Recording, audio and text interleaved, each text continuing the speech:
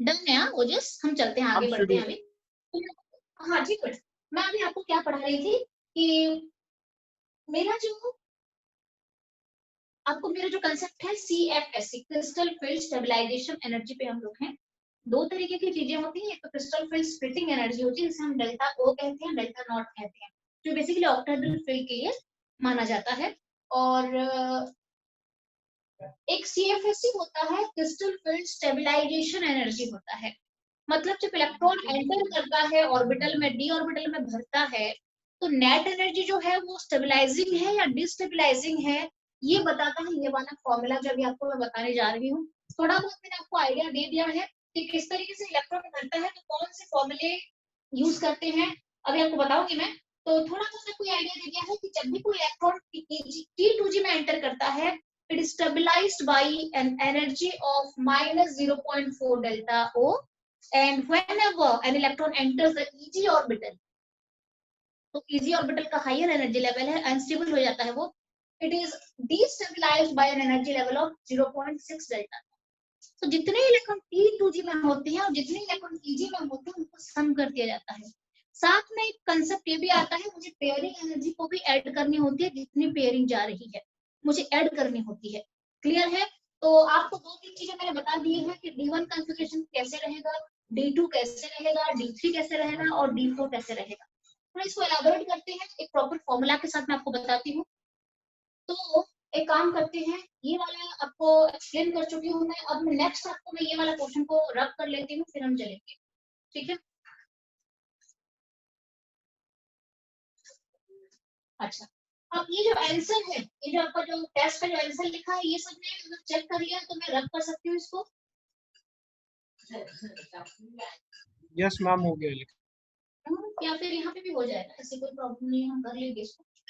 But मैं थोड़ा चाहती हूँ ना, प्रॉपर दिखनी चाहिए ना, कोई भी बाद में मान लो आपका कोई एब्सेंटीज भी देखता है तो उसमें आगे। तो ये दिस इज डन। उदित, कौशल, दीक्षांत जो प्रेजेंट हो, सनोबर, मानवी, ये मार्क्स आपने डिसाइड कर लिया है, ये सारे आंसर मैच कर दिया है। Yes ma'am. डन है? तो ठीक है, अगर कर दिया है तो फिर मार्क्स से बता दो मुझे आज का कितना कितना स्कोर है बच्चे, बताओ। सनोबर का मार्क्स कितने हैं आज के टेस्ट में, कितने हैं बेटा सनोबर? मैम 32। 32 टोटल कितने था मार्क्स, कितने आज? अच्छा ठीक है, बहुत अच्छा है, Sanobar is very good, is very good. आज टोटल मार्क्स मैंने 12 क्वेश्चन दिए थे आपको, एंड 12 क्वेश्चन का मतलब है 4 4 एंड 4 50, 12 का मतलब 48 मार्क्स का पेपर था। बहुत अच्छा है सनोबर।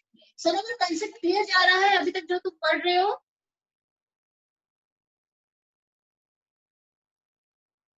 या किसी में डाउट है ज्यादा? Sanobar, can you hear me?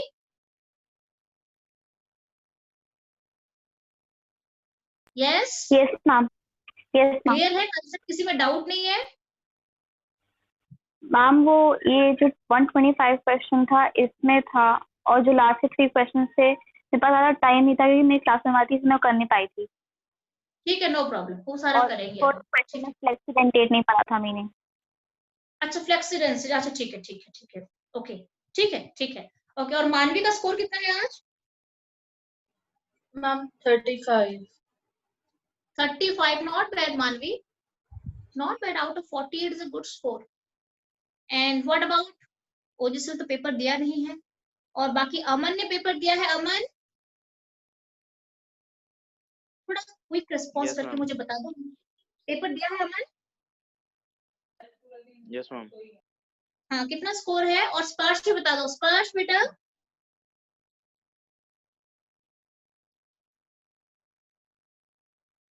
स्पर्श, कैन यू हियर मी? ये बहुत बढ़िया तरीका है, नहीं जिन बच्चों ने टेस्ट नहीं दिया है, 28। स्पर्श का 20, स्पर्श का 27 है, स्पर्श ने पेपर दिया है, ये मेरे लिए बहुत बड़ी बात है, अच्छी बात है, स्पर्श ने पेपर दिया है, वेरी गुड स्पर्श। ठीक है, कोई बात नहीं, आज 27 अगर है तो कल और थोड़ा बढ़ जाएंगे स्कोर, कोई प्रॉब्लम नहीं है। अमन का स्कोर नहीं बताया मुझे, and then I go to 28। Yes ma'am, आज दिया है, वेरी गुड स्पर्श, बहुत अच्छा है, रोज दिया करो बेटे, रोज दिया करो। मैं आप सबसे भी वही रिजल्ट, कितने आए हैं अमन? 128। 28, ठीक है अमन, ठीक है, और थोड़ा स्कोर हो सकता था, बट तुमने बीच में थोड़ा सा इरेगुलरिटी भी रखी थी और थोड़ा टेस्ट वगैरह के बीच में तुमने मिस करा था, तो रेगुलरिटी रखो, हो जाएगा। और मुदित एंड कौशल, 44 फटाफट से बता दो। कौशल का 38 है आउट ऑफ 48, मतलब 2 क्वेश्चन गलत हो चुके हैं, 2 क्वेश्चन गलत हो गए हैं कौशल के। और मुदित 44 कितना बेटा? यस 44, 44, ये क्वेश्चन सही करना है 125। यस मैम जीआरबी का क्वेश्चन है। जी नहीं नहीं, जीआरबी का तो क्वेश्चन है, बट ये क्लियर है कंसेप्ट। यस मैम वो जीआरबी के पीछे बैकग्राउंड समझ लिया था। अच्छा, बहुत अच्छा, बहुत अच्छा, वेरी गुड, बहुत अच्छा, बहुत अच्छा। एक बार क्वेश्चन तुम्हारा गलत है, एक क्वेश्चन गलत है, बहुत अच्छा, वेरी गुड। आप मैम मेरे खुद भी 32 आए हैं। किसके?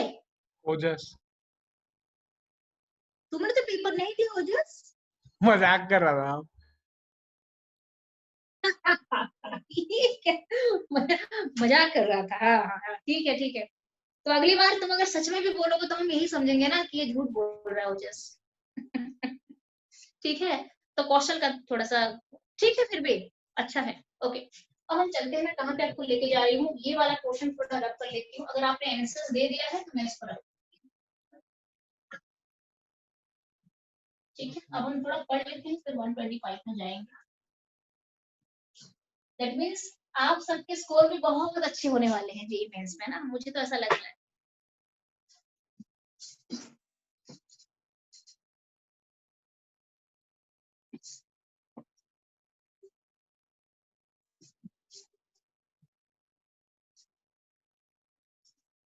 ओके ओके, तो मैं आपको कहाँ पे लेके जा रही हूँ अभी, हम यहाँ पे, ठीक है, इसको भी रब कर लेते हैं, हमें पूरा जो स्पेस यहाँ पे मिल जाएगा। आपको एक फॉर्मूला बता रही हूँ, दैट मीन्स टी 2G में जब इलेक्ट्रॉन एंटर करता है तो स्टेबलाइज बाय 0-0.4 डेल्टा नॉट होता है एक इलेक्ट्रॉन के लिए, फॉर 1 इलेक्ट्रॉन।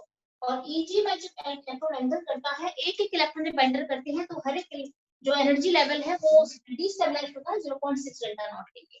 साथ में मैंने आपको ये भी बताया कि पेयरिंग वाला भी कंसेप्ट है, तो पेयरिंग में जुड़ जाता है। तो नेक्स्ट एक मैं आपको फॉर्मूला बता रही हूँ, यहाँ पे लिख देते हैं। CFSC का एक जनरल फॉर्मूला आप ले लो, -0.4x plus 0.6y delta not कहो, ओ कहो, कुछ भी, प्लस पी टोटल का मतलब टोटल पेयरिंग एनर्जी। इसका मतलब है जितना पेयरिंग हो रही है मल्टीप्लाई हो जाएगा। एक पेयरिंग एनर्जी के लिए पी अगर लेंगे तो 2 अगर पेयरिंग हो रही है तो 2p हो जाएगा, अगर 3 पेयरिंग हो चुका है तो 3p हो जाएगा, like that. So P total मैंने यहाँ पे लिख दिया है। तो हम एक काम करते हैं, आपको मैंने क्या क्या बताया था, D1 के लिए बताया था, तो इस फॉर्मूला को यूज कर लो। और x1 क्या है यहाँ पे, x is the total number of electrons in T2G and y is the total number of electrons in EG orbital। D1 के लिए आप यूज करोगे, और D1 कॉन्फ़िगरेशन अगर है तो स्ट्रॉन्ग के लिए जो होता है वीक के लिए भी उतना होता है, बिकॉज अगर मैं D1 लेती हूँ तो मैम आप एक्स दोबारा और से वाई मैं है उस फॉर्मूले में। Yes, what is X and Y in that formula? x का मतलब है T2G में टोटल इलेक्ट्रॉन्स कितने हैं, दैट इज x। y का मतलब है EG में टोटल इलेक्ट्रॉन्स कितने जाएंगे। मैं आपको दिखा रही हूँ, 1 बाय 1 करते हैं। D1 कॉन्फ़िगरेशन है, अगर स्ट्रॉन्ग लिगेंड और वीक लिगेंड है, चाहे कोई भी लिगेंड हो, D1 का मतलब है पहला इलेक्ट्रॉन यहाँ पे जाएगा। आप देखते चलो मैं कैसे करा रही हूँ, ठीक है। स्ट्रॉन्ग के लिए वीक के लिए दोनों की एनर्जी लेवल क्या हो जाएगी, CFSC का वैल्यू कितना हो जाएगा, कितना हो जाएगा, -0.4 इंटू 1 हो जाएगा, -0.4 इंटू 1 हो जाएगा। और ये तो 0 हो जाएगा ना, 0.6 इंटू 0 के लिए EG में कोई इलेक्ट्रॉन है ही नहीं, तो इसको मैं ले सकती हूँ यहाँ पे, प्लस 0.6 इंटू 0, क्योंकि यहाँ पे EG में कोई इलेक्ट्रॉन नहीं है, नंबर ऑफ इलेक्ट्रॉन 0 है यहाँ पे, तो इसको पूरा मुझे 0 लेना पड़ेगा इंटू डेल्टा नॉट, और अभी तक पेयरिंग भी नहीं हुई है तो पी टोटल को भी 0 लेना पड़ेगा मुझे यहाँ पे। This is the entire energy for strong and week ligand, मैं थोड़ा सा इसको यहाँ पे लिख देती हूँ, इज -0.4 डेल्टा नॉट। तो इसके लिए कोई डिफरेंस नहीं होता है। वीक लिगेंड भी अगर मैं लेती हूँ तो same thing will happen. CFSC अगर मैं लेती हूँ तो -0.4 × 1 + 0, क्योंकि यहाँ पे इजी में कोई है नहीं डेल्टा नॉट, अगर मैं इसको पूरा निकालती हूँ -0.4 डेल्टा नॉट। ये D1 कॉन्फ़िगरेशन है। अच्छा, ये आपने लिख दिया होगा, तो मैं सरअप कर रही हूँ, आगे बढ़ेंगे फटाफट एक मिनट करते हैं। ये अभी लिखा था मैंने, फिर भी नोट डाउन कर लोगे। D2 कॉन्फ़िगरेशन में चलते हैं, बता देती हूँ। D2 में अगर स्ट्रॉन्ग लिगेंड है और वीक लिगेंड है तो किस तरीके का कन्फर्मेशन जाएगा? तो D2 है तो 2 इलेक्ट्रॉन को भरना है, चाहे स्ट्रॉन्ग हो चाहे वीक हो, भरेगा तो इसी तरीके से। क्लियर है? चाहे स्ट्रॉन्ग हो चाहे वीक हो, इसमें कोई डिफरेंस नहीं होने वाला है। तो स्ट्रॉन्ग के लिए मैं CFSE कैसे निकालूंगी? -0.4 × x, x कितना है? 2 है, 2 इलेक्ट्रॉन भर चुके हैं, × 2 प्लस 0.6 × EG में कोई भी नहीं है, 0, और अभी तक पेयरिंग भी हुई नहीं है, तो पेयरिंग एनर्जी जो है डेल्टा नॉट, पेयरिंग एनर्जी को हम 0 ले लेंगे। ठीक है, तो ये मुझे पूरा मिल जाएगा, आप कैलकुलेट कर सकते हो, -0.4 × 2 डेल्टा नॉट हो जाएगा। ये है टोटल स्टेबलाइजेशन। तो ये स्टेबलाइज्ड है। अगर आपके आंसर यहाँ पे नेगेटिव में है, नेगेटिव आंसर, अगर आपका आंसर का जो आएगा, जो वैल्यू आएगा, जो आपका जो निकलने वाला है जो वैल्यू, अगर वो नेगेटिव में है, दैट इज स्टेबलाइजेशन एनर्जी, मतलब आपका जो नेट जो है वो स्टेबलाइज्ड हो रहा है। कई बार क्या होता है, इससे जो स्टेबलाइजिंग एनर्जी मिलती है वो हेल्प करता है इलेक्ट्रॉन को ऊपर चढ़ने में। इसके जो स्टेबलाइजिंग एनर्जी होते हैं ना, क्योंकि नीचे तो स्टेबलाइजिंग एनर्जी होंगे, तो वो जो एनर्जी निकलती है वो हेल्प करता है, वो कंपेंसेट करता है, किसको कंपेंसेट करता है? इलेक्ट्रॉन को ऊपर चढ़ने में। तो net energy must be negative, that means that is a better sign of stability.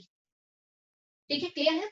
तो वीक लिगेंड के लिए भी वही हो जाएगा, क्योंकि वीक लिगेंड के लिए भी मेरे पास -0.4 × 2 हो जाएगा, क्योंकि वीक लिगेंड में भी ऐसे ही भरने वाला है, तो इसका भी 0.6 × 0, you can calculate this delta not, और P जो है वो भी 0 है, अभी तक पेयरिंग हुई नहीं है, तो इसका भी सेम रिजल्ट आ जाएगा, लाइक -0.4 आ जाएगा × 2 आ जाएगा डेल्टा नॉट, ये तो पूरा 0 हो जाएगा। ठीक है, अब मैं इसको रब करने जा रही हूँ, D3 सिस्टम में चलते हैं।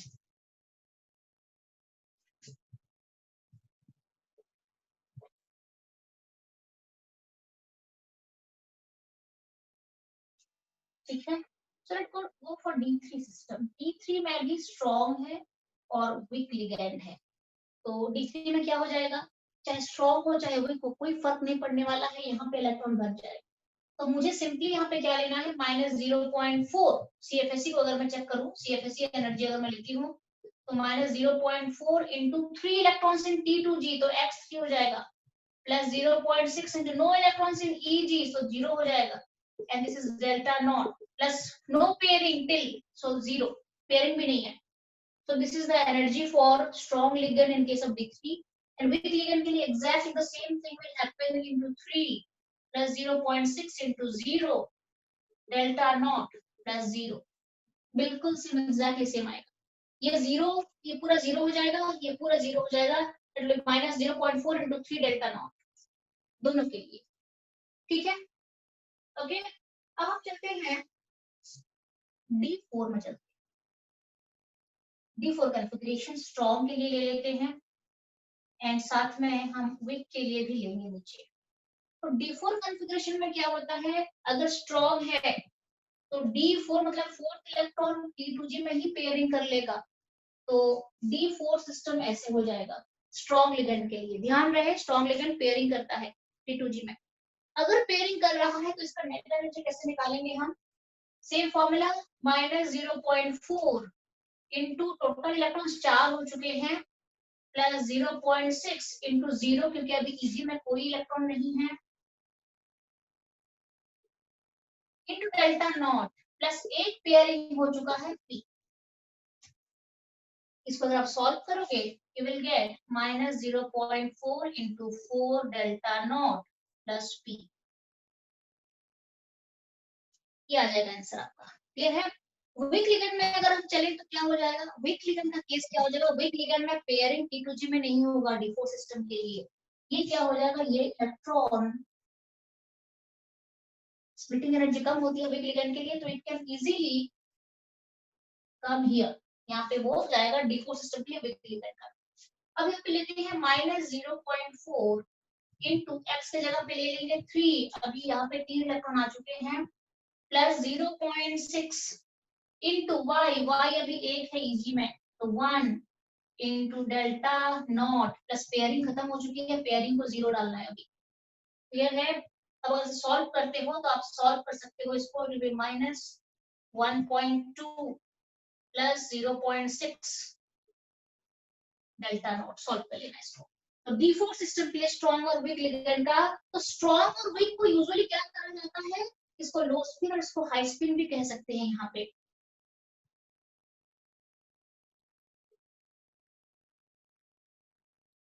एंड आई थिंक आपका जो क्वेश्चन है लो स्पिन हाई स्पिन को लेके दिया है, मैं पढ़ लेती हूँ क्वेश्चन को।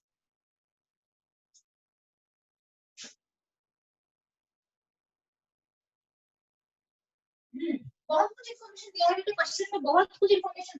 आप अगर ध्यान से जेईई मेंस या नीट के क्वेश्चन पढ़ोगे, बहुत कुछ इन्फॉर्मेशन उसी के साथ जुड़ा रहता है। यहाँ पे क्या दिया है? एक तो लो स्पिन दिया है, मतलब पता चल गया स्ट्रॉन्ग लिगेंड लेना है मुझे।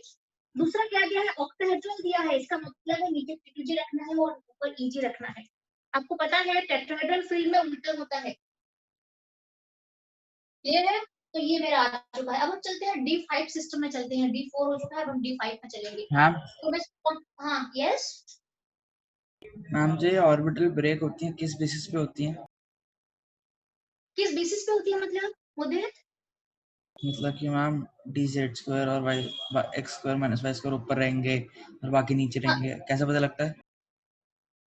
कैसे पता लगता है? बेसिकली आपका सारे डीजेनरेट ऑर्बिटल्स हैं नीचे जब है, जब स्ट्रॉन्ग लिगेंड आता है। एक्चुअली क्या होता है मैं आपको बताती हूँ। देखो ये जो लिगेंड है ना,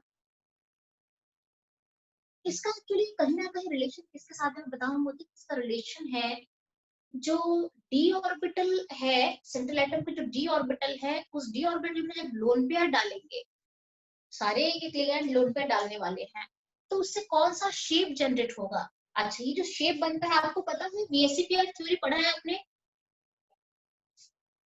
पढ़ा VSEPR? Yes ma'am. तो VSEPR क्या कहता है? VSEPR कंसेप्ट ये कहता है कि सेंट्रल एटम के चारों तरफ इलेक्ट्रॉन जो पेयर्स होते हैं वो खुद को इस तरीके से अरेंज कर लेते हैं कि उनके बीच क्या हो? मिनिमम रिपल्शन हो। जैसे वाटर मॉलिक्यूल का अगर मैं केस बताऊं तो let me rub this portion.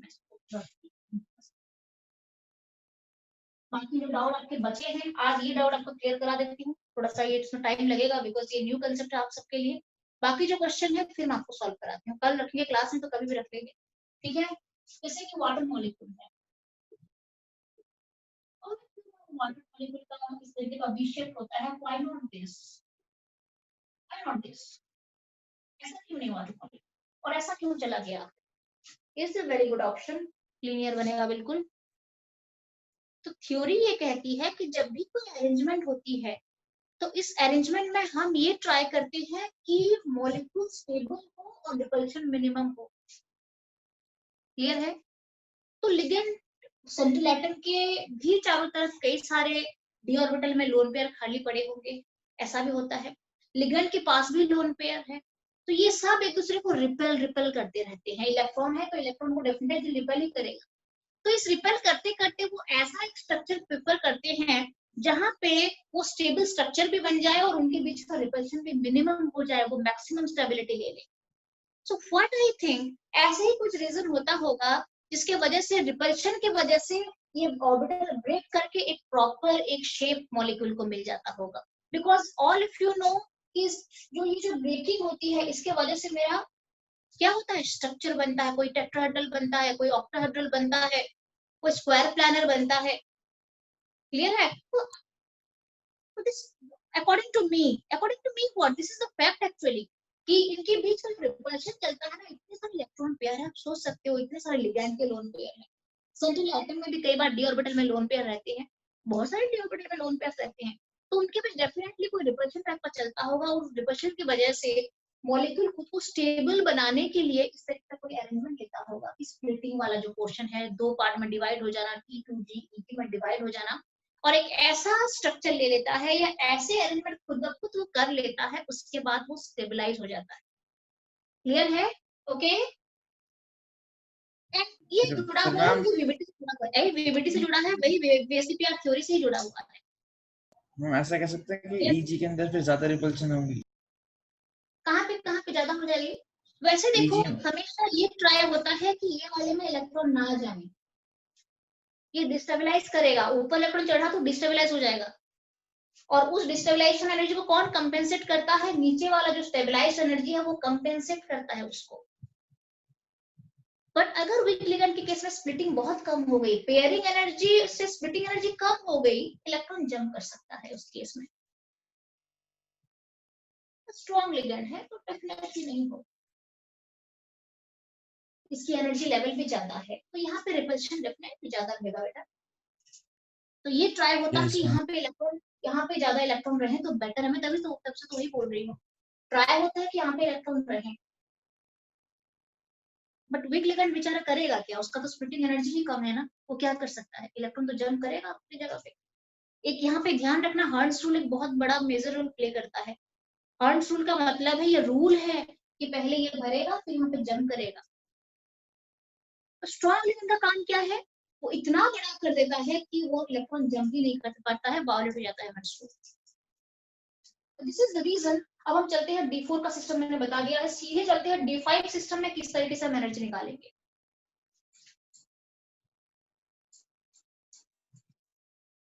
कौशल बेटा क्लियर है? कौशल? Yes ma'am. ओके, तो D5 सिस्टम में अगर मैं स्ट्रॉन्ग लिगेंड लेती हूँ और वीक लिगेंड लेती हूँ, will there be any difference between, और बिल्कुल सेम जाएगा? स्ट्रॉन्ग लिगेंड में डिफरेंस होगा मैम। हाँ, डेफिनेटली डिफरेंट हो जाएगा। तो स्ट्रॉन्ग लिगेंड में पहले जा रही हूँ D5 का मतलब है 3 भरने के बाद पेयरिंग यहाँ पे भी हो जाएगी और पेयरिंग यहाँ पे भी हो जाएगी, तो no electron in EG orbital, totally stabilised. अब इसको चेक कर लेते हैं, -0.4 इंटू x का मतलब टोटल 5 इलेक्ट्रॉन है, प्लस 0.6 इंटू y का मतलब है 0 इलेक्ट्रॉन यहाँ पे, तो डेल्टा नॉट प्लस पेयरिंग कितने हैं? 2 है, 2 पेयरिंग है 2p। किस तरीके से हम सॉल्व करते हैं इसको? 2 पेयरिंग है ना, इसका भी एनर्जी जोड़नी पड़ती है, p टोटल के बजाय तो मुझे 2p लिखनी है। अब हम चलते हैं वीक लिगेंड। अगर वीक लिगेंड होता D5 सिस्टम होता तो क्या हो जाता? ये यहाँ पे नहीं जाता, ये यहाँ पे जंप करता और यहाँ पे जंप करता। क्लियर है?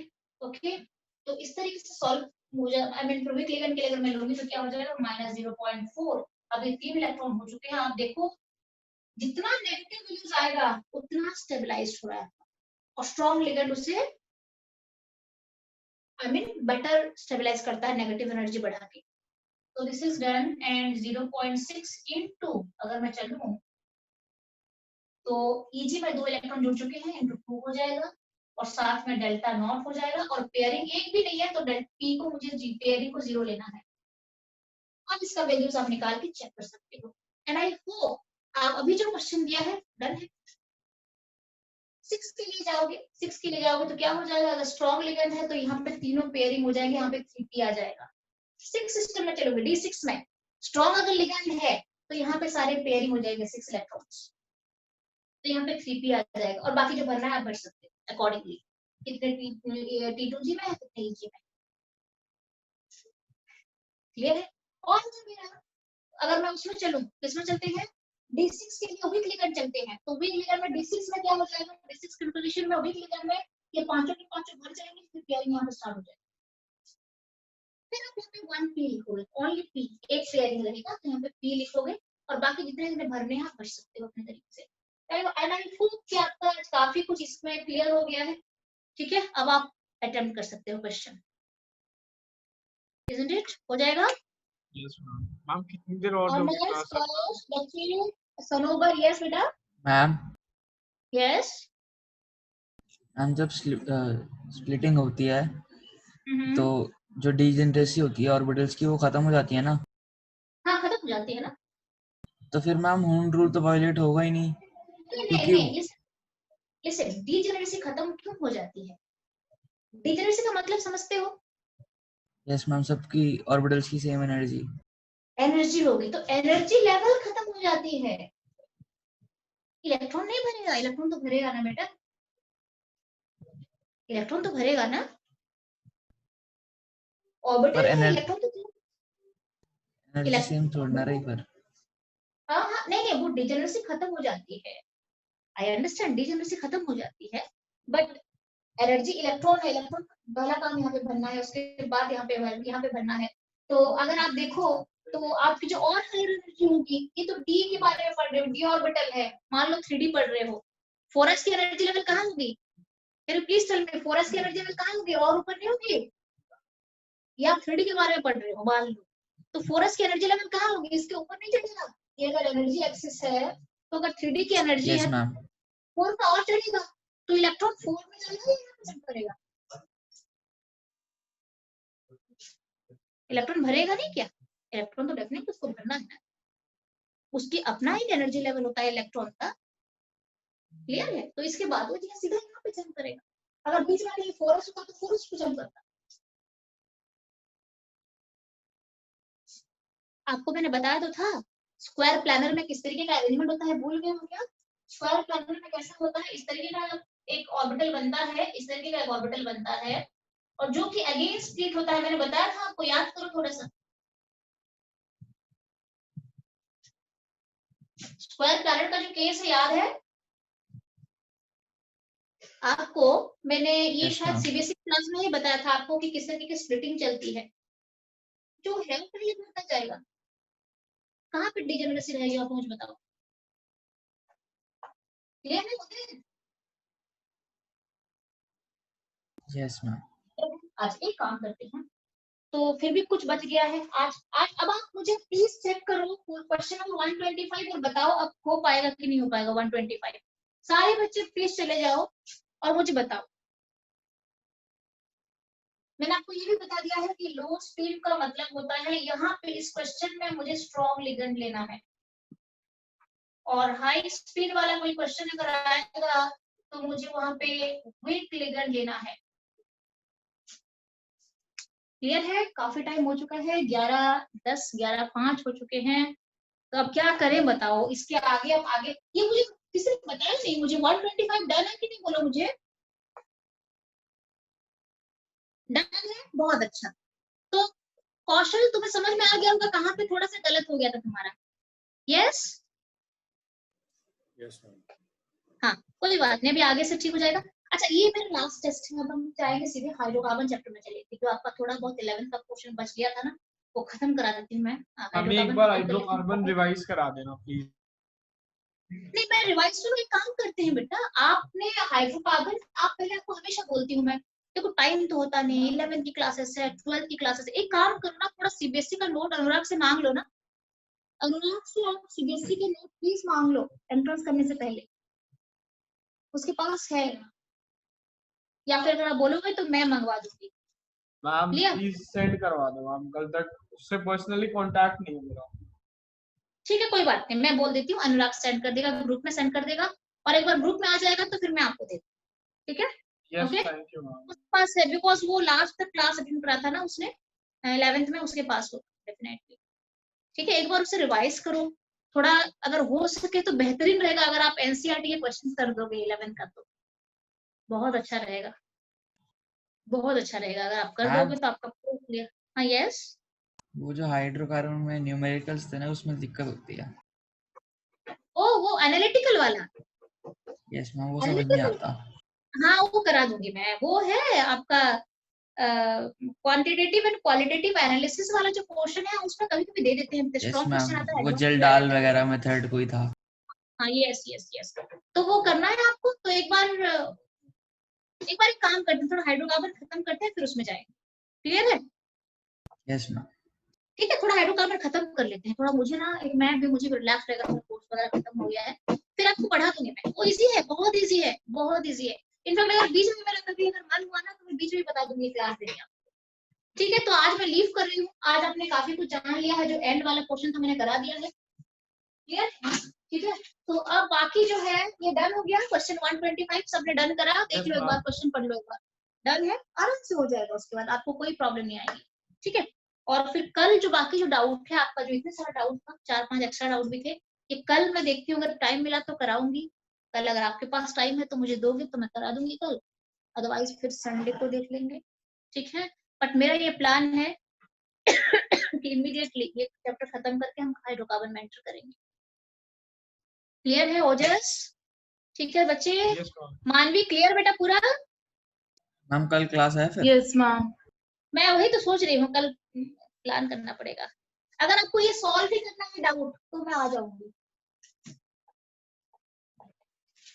मैम कर लेना मैम, EN रूल वाला अब भी डाउट पड़ा हुआ है मेरा इसमें। वो अच्छे से वो वाला है। हाँ हाँ ठीक है, कोई बात नहीं। बट मैं थोड़ा ये चैप्टर थोड़ा मुझे ना लगता है लाइक थोड़ा सा मुझे लाइक ठीक है, चैप्टर ठीक है, बट ठीक है, थोड़ा न्यूमेरिकल ज्यादा अच्छा लगता है ना। एनीवे, बट करना तो सब कुछ है। अभी तो आपको क्लियर भी हो चुका होगा ये कंसेप्ट जो भी है। चलिए फिर छुट्टी करूँ मैं? Yes, ma'am. Yes Yes, ma'am. Good night. ठीक है, मिलते हैं कल, मिलते हैं। अगर आप लोग सब रेडी हो तो मैं कल शाम को ट्राई करूंगी रखने के लिए। ठीक है, मुझे बता देना अगर सारे बच्चे फ्री हो तो। ठीक है, और मैम शाम ज्यादा को तो टाइम मेरे बिल्कुल ही लिए नहीं हो पाएगा। मैम नहीं हो सुबह पाएगा। रख लो। सुबह तो कल मैंने 11th की नहीं क्लासेस मैम, रखी है। प्रोफिशिएंसी है मेरी कल सुबह।